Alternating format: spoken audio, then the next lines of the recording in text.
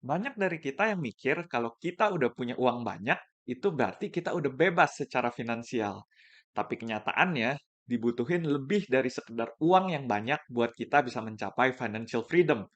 Langsung aja kita bahas di video kita kali ini.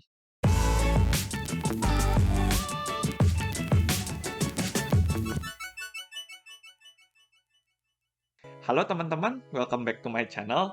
Dan buat teman-teman yang baru join, nama gue Reza, dan gue udah berkarya di bidang accounting dan finance buat lebih dari 13 tahun. Di channel ini, gue bakal banyak ngebahas soal keuangan dan investasi, karir, dan juga review buku. Oke, jadi bayangin kita ditanya nih sama orang, apa sih sebenarnya yang kita butuhin biar kita bisa bebas secara finansial? Mungkin jawaban pertama yang bakalan muncul di otak kita itu ya, kita mesti punya uang yang banyak. Sebagian besar dari kita mungkin juga udah pernah dengar yang namanya the 4% rule, di mana kebutuhan uang tahunan yang kita perluin biar kita bisa bebas secara finansial bisa dihitung dengan pakai rumus pengeluaran bulanan dikali 12 dibagi dengan 4%. Tapi emang benar kalau kebebasan finansial itu cuma berarti punya banyak uang? Atau ada hal-hal lain lagi yang juga harus ada? Sebelum kita jump into the conclusion, kita bahas dulu dua real life kasus yang sebelumnya pernah terjadi. Kasus pertama adalah kasus yang lagi banyak banget dibicarain belakangan ini, yaitu tentang warga di beberapa desa yang ada di Kabupaten Tuban, Jawa Timur. Jadi kronologisnya, sejak tahun 2016, PT Pertamina Rosneft Pengolahan dan Petrokimia atau PRPP udah ngincer tanah di daerah sana buat ngebangun kilang minyak grassroots refinery. Tapi kondisinya, tanah yang mereka incer itu udah dipakai sama warga buat pemukiman dan buat lahan pertanian. Nah, setelah beberapa kali tektokan dan negosiasi harga, akhirnya di bulan Desember 2020, PRPP berhasil ngebujuk sekitar 225 kepala keluarga yang tinggal di desa Sumur Geneng buat ngejual tanahnya dengan harga yang sebenarnya udah di atas harga pasar tanah saat itu, yaitu di sekitar 600 sampai 800 ribu rupiah per meter, tergantung dari lokasinya. Tapi kalian tahu lah ya, kalau orang desa tuh beda sama orang kota. Mereka tuh nggak kenal tuh yang namanya cuman punya tanah puluhan atau ratusan meter persegi. Jadi kalau ngomong sama orang desa di daerah situ tuh, satuan tanah yang mereka pakai udah bukan meter persegi lagi, tapi mainnya udah hektar atau 10.000 meter persegi. Apalagi selain buat rumah, lahannya itu kan memang mereka pakai buat bertani. Jadi memang udah pasti mereka punya tanah yang relatif gede. Konon katanya, ini nggak tahu ya, ini digede-gedein sama media atau enggak, rata-rata warga desa Sumur Geneng dapat uang ganti rugi sampai sekitar 8 miliar rupiah buat lahan proyek pembangunan kilang minyak ini. Mantap banget kan? Makanya begitu transaksi ini direalisasiin, berita ini juga langsung viral dan muncul di semua media. Dan emang dasar orang-orang lain juga pada getol nyari duit, begitu dengar kabar kalau di Tuban ini lagi banyak crazy rich baru yang bertebaran, gak lama setelah berita ini keluar, desa ini langsung diserbu sama sales-sales yang datang dari berbagai daerah. Ada yang nawarin mobil, tanah, rumah, bahkan sampai paket umroh. Sales ini bukan cuma datang dari daerah sekitar, tapi juga dari daerah yang relatif jauh, kayak dari Gresik atau dari Surabaya, yang kalau naik mobil itu bisa makan waktu kurang lebih 2 jam. Tapi ternyata perjalanan si sales-sales ini nggak sia-sia. At least ada sekitar 180 mobil yang diborong sama warga Tuban. Nah, kejadian ini nih sempat ramai banget di sosial media, di mana ada video yang ngasih lihat ada belasan mobil baru yang lagi diangkut sama truk towing sampai ke desa setempat. Warga pada ngeborong mobil, even though sebenarnya mereka nggak ngerti cara nyetir mobil. Makanya ada kejadian unik juga nih di sini, di mana nggak lama setelah mobilnya itu pada datang, langsung ada sekitar 15 kecelakaan yang terjadi gara-gara kasus nubruk pagar. Jadi bisa dilihat di sini, sebagian besar dari mereka ngebeli mobil itu bukan karena mereka butuh atau perlu sama mobilnya, tapi bisa dibilang lebih ke arah FOMO, karena banyak orang-orang di daerah itu yang juga pada ngebeli mobil. Kejadian ini sempat rame banget, dan udah sempat ngundang kritik dari influencer-influencer keuangan, yang nganggap lifestyle kayak begini nggak bakalan tahan lama. Bahkan mungkin saking banyaknya dikritik, kepala desa Sumur Geneng ini juga udah sempat ngedatengin pembicara ke desanya buat ngajarin ke warganya tentang pentingnya berinvestasi. Tapi ya emang dasarnya yang namanya belanja itu lebih enak daripada investasi, warganya tetap aja ngebelanjain uangnya itu. Dan ternyata, bener aja, di awal tahun 2022 ini, media heboh lagi sama kasus yang bilang kalau beberapa orang dari warga Tuban yang kemarin ini tanahnya udah dibeli, udah jatuh miskin lagi. Media bilang mereka nyesel karena udah ngejual tanah yang sebelumnya mereka bisa pakai buat bertani dan bisa ngehasilin omset sampai dengan 40 juta per bulan. Bahkan ada kasus tentang pasangan Ali Sutrisno dan Siti Nurul yang sempat dapat 17 miliar, tapi sekarang uangnya tinggal sisa 50 juta. Buat kasus kedua, kita ambil contoh dari Amerika, yaitu kasus Andrew Jackson Whittaker atau yang biasanya dipanggil Jack.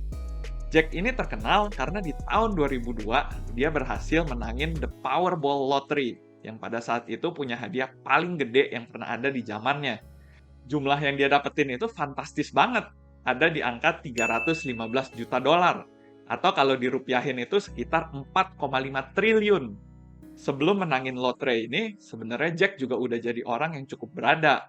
Dia udah punya perusahaan konstruksi sendiri. Dan diperkirain udah punya kekayaan sekitar 17 juta dolar atau sekitar 250 miliar. Dari kemenangan lotrenya ini nih, dia boleh milih antara ngambil 4,5 T-nya ini secara bertahap atau ngambil sebanyak 2,4 T langsung secara cash.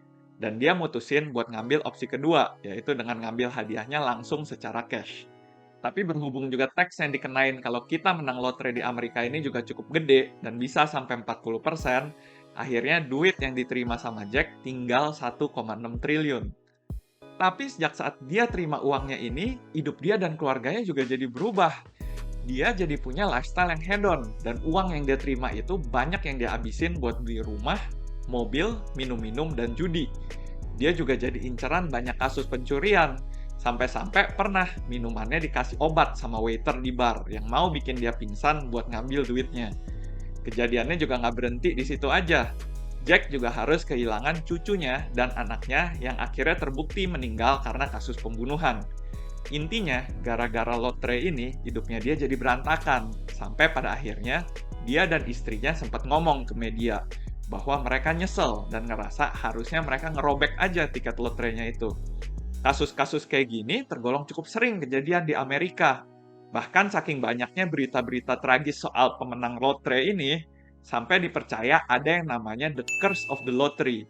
Selain itu, juga ada statistiknya yang bilang kalau 70% dari pemenang lotre punya potensi balik miskin dalam waktu 7 tahun. Dan sepertiga dari mereka bakalan ngajuin pilot. Pelajaran yang gue dapetin dari sini adalah ternyata punya duit banyak itu nggak menjamin seseorang buat bisa langsung bebas secara finansial. Jadi kalau menurut pandangan gue, uang ini sebenarnya cuma tools yang bisa dipakai buat ngedapetin kebebasan finansial. Tapi ada 3 hal lain yang kita butuhin buat mencapai kebebasan finansial yang sebenarnya.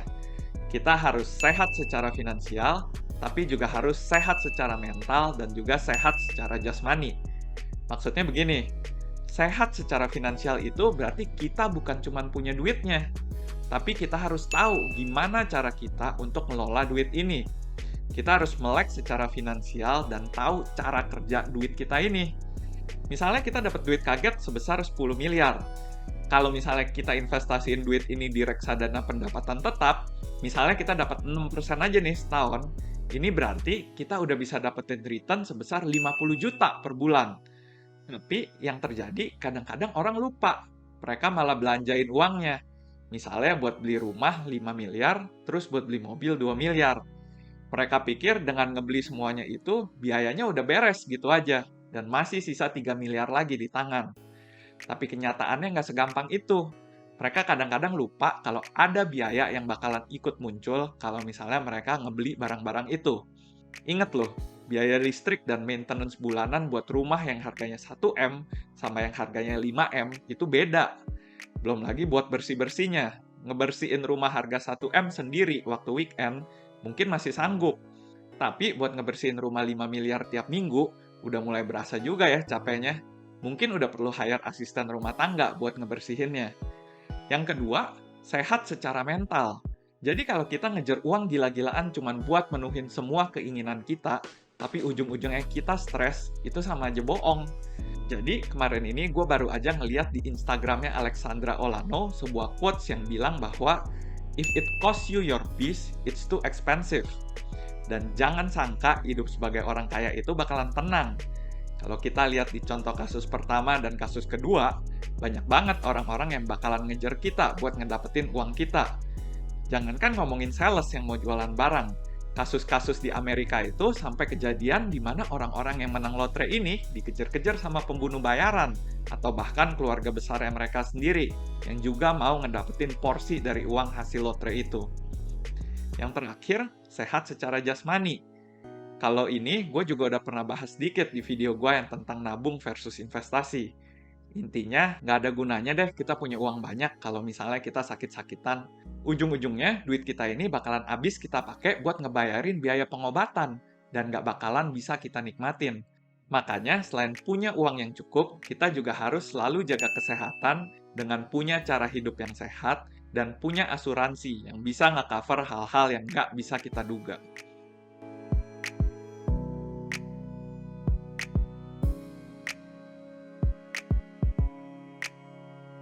Oke, sekian dulu video kali ini.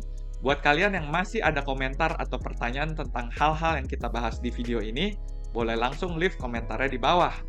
Jangan lupa buat like, komen, subscribe, dan share video ini ke teman-teman kalian. Semoga video ini boleh berguna buat kita semua. Thank you for watching and see you in the next video.